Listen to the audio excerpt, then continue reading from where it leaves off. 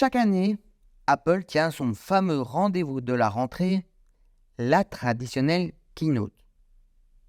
Pendant plus d'une heure, Tim Cook, le successeur de Steve Jobs, dévoile les nouveautés, améliorations de certains produits, sorties de nouveaux objets connectés et innovations numériques. Une date immanquable suivie par plusieurs millions de spectateurs dans le monde.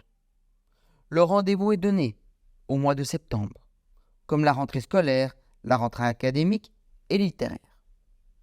C'est le moment où les geeks vont vouloir se rééquiper en ordinateur, smartphone et autres objets connectés. Bonjour, je suis Olivier, formateur, coach et consultant spécialisé en marketing digital.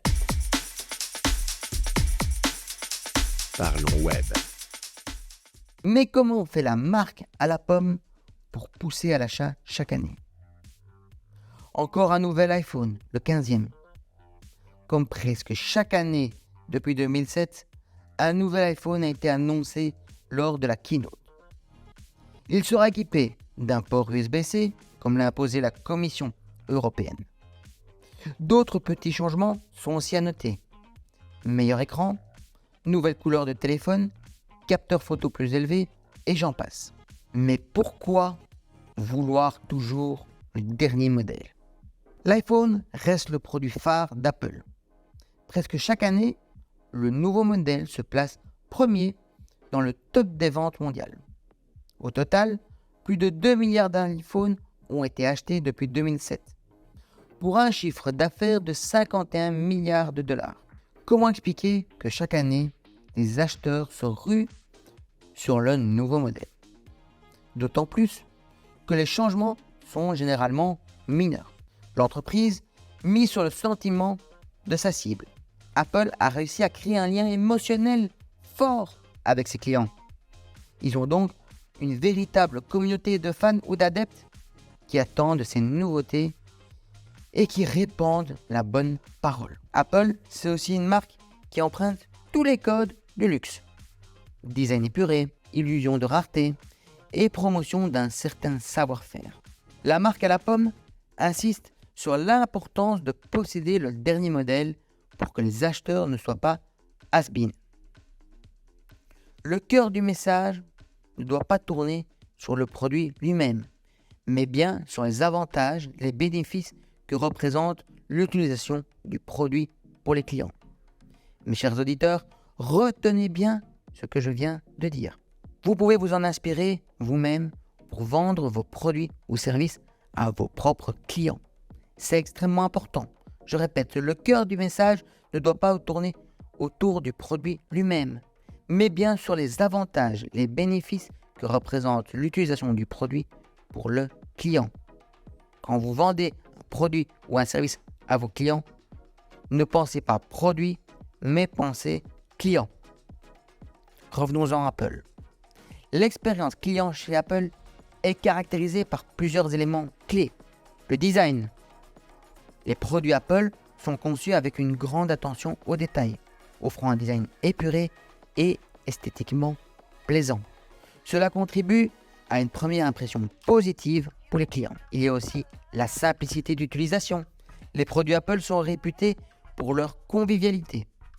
L'interface utilisateur est intuitive, ce qui facilite la prise en main pour les nouveaux utilisateurs. N'oublions pas aussi l'écosystème intégré, qui fait énormément débat.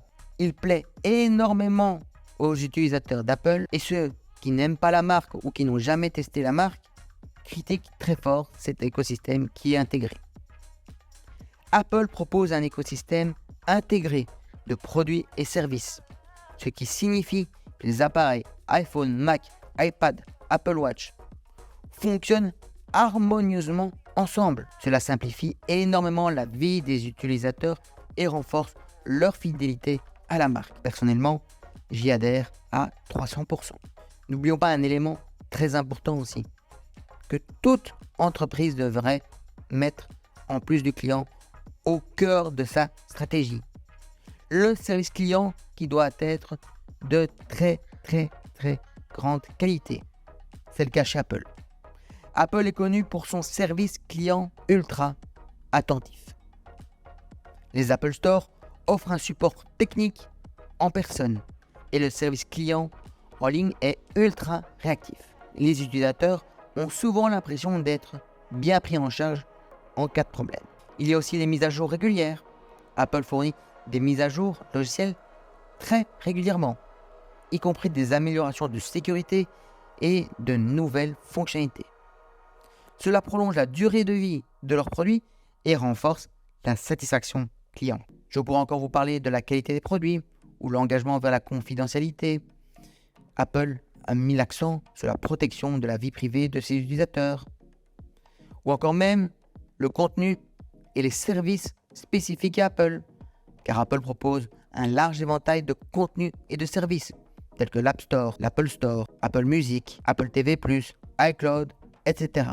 Ceci enrichissant ainsi l'expérience utilisateur, l'expérience réellement client au centre de la stratégie marketing d'Apple. Bien sûr que chez Apple, l'innovation est continue, mais dois-je encore le citer ?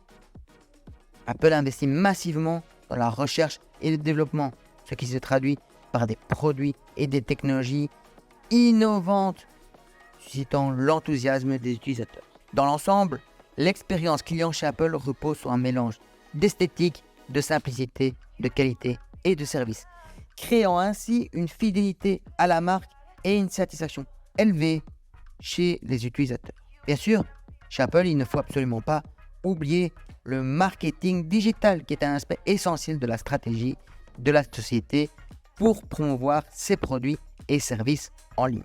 Alors, en termes de marketing digital, tout d'abord, on peut parler du site web et de l'application Apple Store, qu'il ne faut pas confondre avec App Store. Apple Store, c'est une application qui permet d'acheter les produits Apple en ligne. Smartphone, ordinateur, accessoires tels que clavier, souris. Et l'App Store, c'est une application qui permet de télécharger des apps directement sur ces outils. Le site web d'Apple est soigneusement conçu pour présenter ses produits de manière attrayante et surtout ultra informative. Le design est épuré, fonctionnel, simple à prendre en main par le client. Les visiteurs peuvent explorer les caractéristiques des produits, visionner des vidéos promotionnelles et effectuer des achats en ligne. Bien sûr, Apple est aussi présent sur les réseaux sociaux.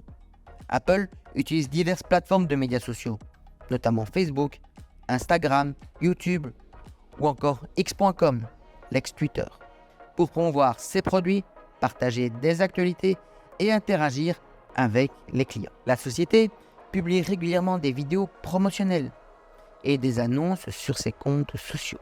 En termes de publicité en ligne, Apple utilise des campagnes publicitaires en ligne, notamment des publicités payantes sur les moteurs de recherche comme Google et des annonces sur les médias sociaux pour atteindre un public qui est extrêmement bien ciblé. Ces publicités mettent en avant les caractéristiques clés de ces produits afin de répondre au mieux aux besoins du client final. Alors bien sûr, je pourrais encore vous citer les événements en ligne. Apple organise régulièrement des événements en ligne pour annoncer de nouveaux produits. Les fameuses keynotes, comme je te parlais au début de ce podcast. Ces événements sont diffusés en direct sur Internet, ce qui permet à un public mondial de les suivre en temps réel. Et donc, encore une fois, le client est mis au cœur de la stratégie. On peut donc en conclure que si vous voulez réussir, il vous faut impérativement mettre le client au cœur de votre stratégie. Vous ne devez absolument pas vendre un produit ou un service en vendant tous les bienfaits et tous les bénéfices de votre produit et de votre service. Non, vous devez vendre votre produit ou votre service en disant clairement pourquoi il va être utile pour votre client. C'est clairement ce que Apple fait de A à Z dans toute sa communication. Je vous invite à aller dans une boutique Apple, dans une boutique physique Apple, un premium reseller et de voir clairement comment un vendeur va venir vous accoster et surtout comment il va vous vendre le produit.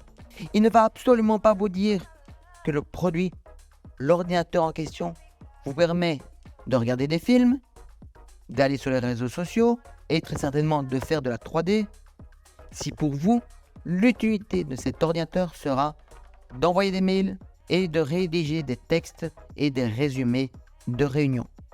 Non, absolument pas. Il va cibler sa communication, qu'on peut appeler ici sa vente, clairement sur vos besoins. Et c'est comme ça que vous allez vous sentir au plus près du produit et surtout que vous allez vous dire que ce produit vous correspond. Merci d'avoir écouté cet épisode. À bientôt! N'oubliez pas de vous abonner.